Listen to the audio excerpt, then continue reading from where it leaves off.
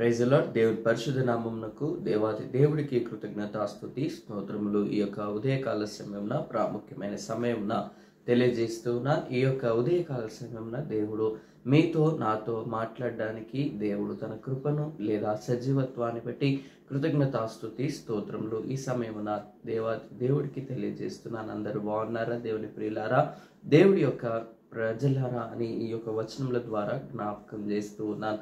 ఇక్కడ ఈ దినమున దేవుడు మనకిచ్చిన వాగ్దానమును బట్టి 103వ కీర్తన మొదటి వచనంలో జ్ఞాపకం చేసుకుంటున్నాం. దావీదు కీర్తనగా దీనిని జ్ఞాపకం చేసుకోవచ్చు, ఎందుకంటే అక్కడ పైన దావీదు కీర్తన అని వ్రాయబడి ఉన్నది. ఇందులో దావీదు యొక్క కీర్తనలు కొన్ని ఉన్నాయి. తర్వాత ఇంకా కొంతమంది వ్యక్తులు వారి యొక్క జీవితాలను బట్టి రాసిన కీర్తనలుగా కూడా ఇక్కడ మనకు కనిపిస్తూ ఉన్నాయి. కావున ఇక్కడ మనం జ్ఞాపకం చేసుకోవచ్చు. తర్వాత ఇక్కడ చూస్తూ ఉంటే, నా ప్రాణమా యెహోవాను సన్నుతించుము.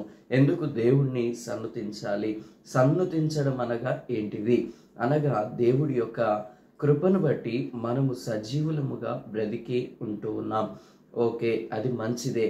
దేవుడు మనకు అందరికిచ్చిన ఆయుష్ను, ఆరోగ్యమును, క్షేమమును మనకు అనుగ్రహిస్తున్నాడు.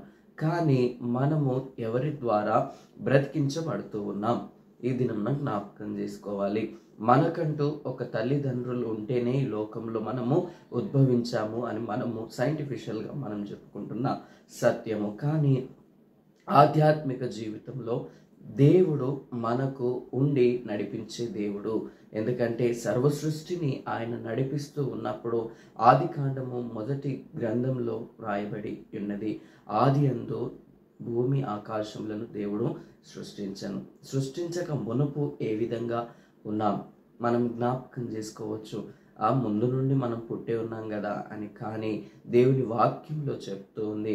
అదే దేవుని వాక్యంలో యోహాను సువార్తలో, యోహాను పత్రికలలో జ్ఞాపకం చేయబడుతుంది. ఆది యందు వాక్యం ఉండెను, వాక్యము దేవుడై ఉండెను అని. ఎందుకంటే దేవుడి యొద్ద ఉండెను, దేవుడి వాక్యమై ఉండెనని దేవుని వాక్యంలో జ్ఞాపకం చేయబడుతుంది. దేవుని ప్రియులారా, సృష్టి అంతటికి ముందు ఒక నాదము, ఒక శబ్దము, ఒక వాక్యము ఉండి ఆ వాక్యము నుండి ఈ దినమున సృష్టి అంతయు, ఈ సృష్టి ద్వారా ఈ యొక్క ప్రతి విధమైన వాటిని దేవుడు మనకు అనుగ్రహించారు. ఈ యొక్క ఉదయకాల సమయంలో జ్ఞాపకం చేస్తూ ఉన్నాను. తర్వాత ఇక్కడ చూస్తుంటే, నా ప్రాణమా, మన ప్రాణములను కూడా దేవుడే అనుగ్రహించారు.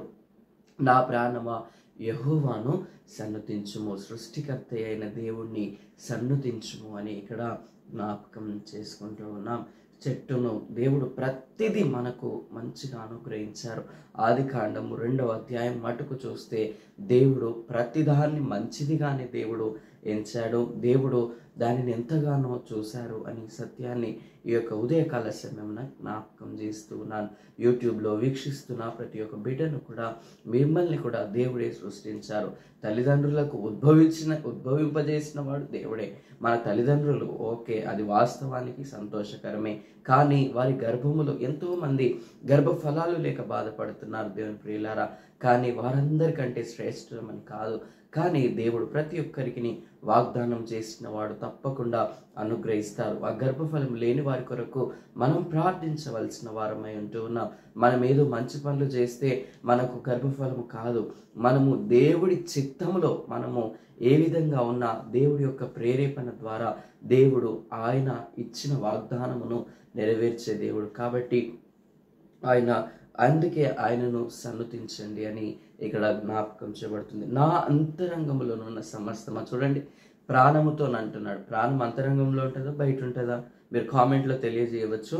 కాకపోతే నా ప్రాణమా యెహోవాను సన్నుతించుము అన్న మాటకు ఇక్కడ జ్ఞాపకం చేసుకుంటున్నాం. మనం బ్రతికి ఉంటున్నామంటేనే కేవలము దేవుడి యొక్క ప్రాణము మన లోపల ఉంటూ ఉంది. ప్రాణము లేకపోతే మనము సజీవులముగా ఉండవు. అందుకే సజీవులమై ఉన్నాము కాబట్టి దేవుణ్ణి స్తుతించాలని ఈ యొక్క ఉదయకాల సమయమున ఈ యొక్క ఉచితమైన కృపను బట్టి జ్ఞాపకం చేస్తున్నాను. తర్వాత నా అంతరంగమునున్న సమస్తమా అంటే మన యొక్క లోపల ఉన్న ఇన్నర్స్తోని, అనగా దేవుడికి కావలసిన హృదయముతోని మనము దేవుణ్ణి స్తుతించాలి. హృదయపూర్వకమైన స్తుతి, ఇన్నర్ డెప్త్తో ఉన్న హార్ట్ ద్వారా మనము దేవుణ్ణి స్తుతించాలి అనేది ఇక్కడ జ్ఞాపకం చేయబడుతుంది. దానిలో ఉన్న సమస్తం అంటే ఏంటిది వస్తుంది దేవుని ప్రియులారా చెప్పండి.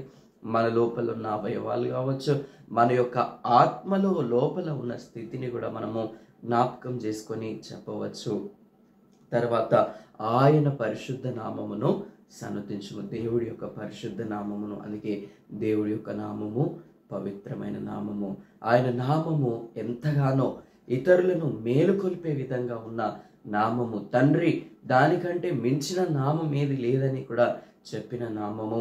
ఈ యొక్క క్రీస్తు నామము పరిమళ వాసనగా మనము ఉండడానికి తన్ను తాను తగ్గించుకొని రిక్తునిగా వచ్చిన నామము. ఆ నామమునకు మించిన నామము లేదని తండ్రి అయిన దేవుడు కూడా తెలియజేశారు. దేవుని ప్రియులారా ఇక్కడ చూస్తూ ఉన్నాం. అందుకే మనం ప్రార్థన చేసినప్పుడు తండ్రి అయిన దేవుడికి కుమారుడైన యేసుక్రీస్తు పరిశుద్ధ నామమున, లేదా రక్షకుడైన యేసుక్రీస్తు నామమున, లేదా ఇంకా అనేక విధాలుగా ఆయనే మనకు తోడై